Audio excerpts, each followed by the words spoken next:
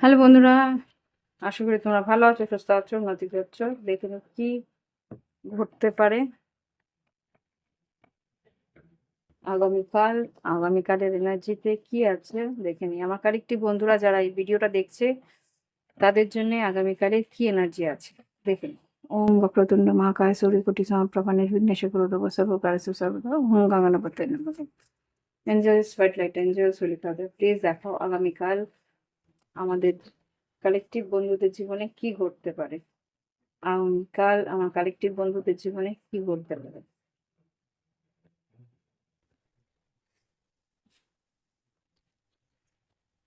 আচ্ছা, six of swords, magician,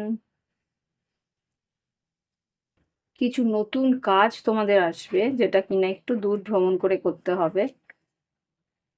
king of wands, eight of wands,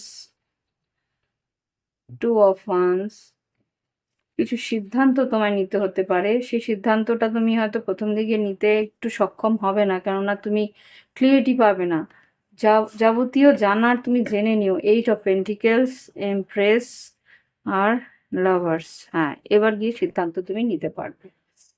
কিছু পরিস্থিতি কর্মক্ষেত্রে নতুন কিছু কাজের সুযোগ আসতে পারে।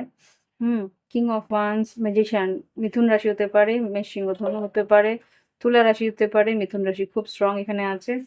তো এখানে যা বুঝতে পারছি তোমাদের উন্নতির জন্য কিছু সুযোগ তোমাদের আসবে, কিন্তু তার জন্য কিছু পদক্ষেপ বা কিছু সিদ্ধান্ত নিতে হবে। Two of wands, two of swords এসছে, কিছু সিদ্ধান্ত নিতে হবে। সেই সিদ্ধান্তটা নেওয়ার জন্য তোমার কাছে সেই রকম ডেটা বা সেরকম ইনফরমেশন বা সেরকম সংকেত তোমার সঠিক নির্দেশন ছিল না থাকতে পারে। সেটা নিয়ে পরিবারের মধ্যে কথাবার্তা, পরিবারের মধ্যে একটা আলাপ আলোচনা করে তারপরে সেই সিদ্ধান্তে তুমি এগোতে পারবে।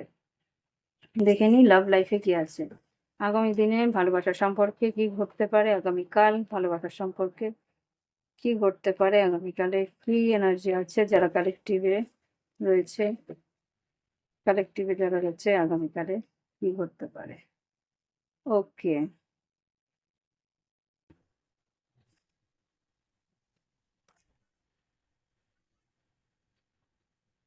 আচ্ছা, এখানে যা বুঝতে পারছি, runner, fear of intimacy, running away, intensity, letting go, turmoil and flea.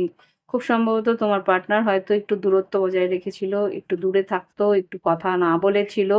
এখন কিন্তু সে বুঝতে পারছে যে কথা না বললে পরিস্থিতিকে সামলাতে পারবে না, বা কথা না বললে সবকিছু পরিষ্কারভাবে তুলে ধরতে পারবে না। তাই meeting, talking, serving the moment, fleeting, elevated, building friendship. তোমার সঙ্গে কথা বলতে, দেখা করতে, হয়তো কফি শপে দেখা করতে আসতে চাইবে, যোগাযোগ করতে চাইবে। কিন্তু তুমি এখানে মনে করবে যে না, আমি যখন বলেছিলাম তখন আমার সঙ্গে দেখা করেনি, এবার আমি তোমার সঙ্গে দেখা করব না। এরপরে তুমি হয়তো একটু ইগো দেখাতে পারো, বা তুমি একটু দূরত্ব সৃষ্টি করতে পারো, বাউন্ডারিজ ক্রিয়েট করতে পারো।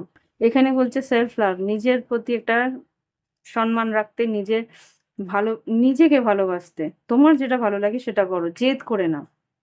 আল্টিমেটলি খুব সম্ভবত তোমাদের দেখা হবে। প্রথম দিকটা একটু জেদ করবে তুমি, কিন্তু interested in you, blooming romance, flirting, wanted to date.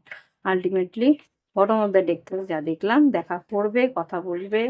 এখানে খুব সম্ভবত এই সম্পর্কে একটা বিয়ের প্রস্তাবও দিতে পারে তোমার পার্টনার।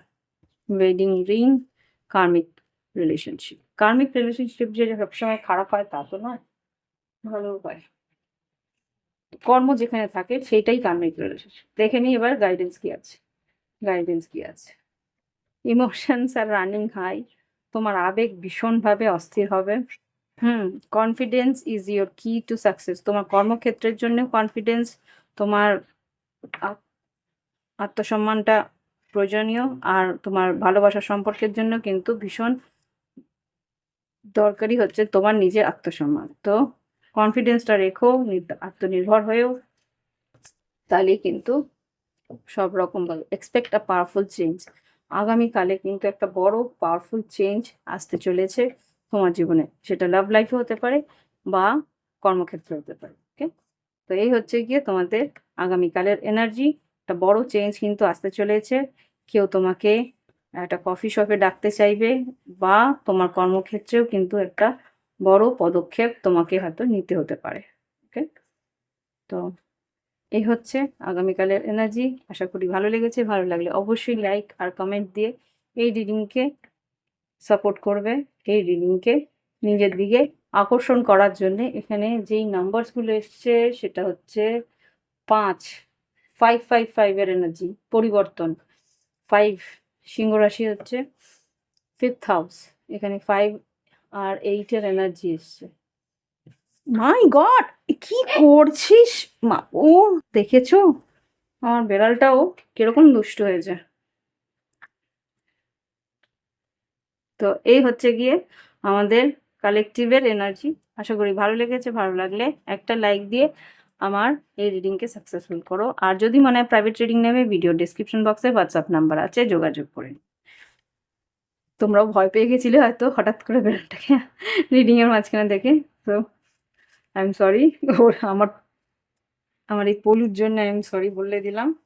আমার কোলে বসে আছে এখন। দেখাতে চাইছি, দাঁড়াও দেখেছি। এই যে বসে আছে এখানে। আজকে এখানেই রাখছি। ধন্যবাদ।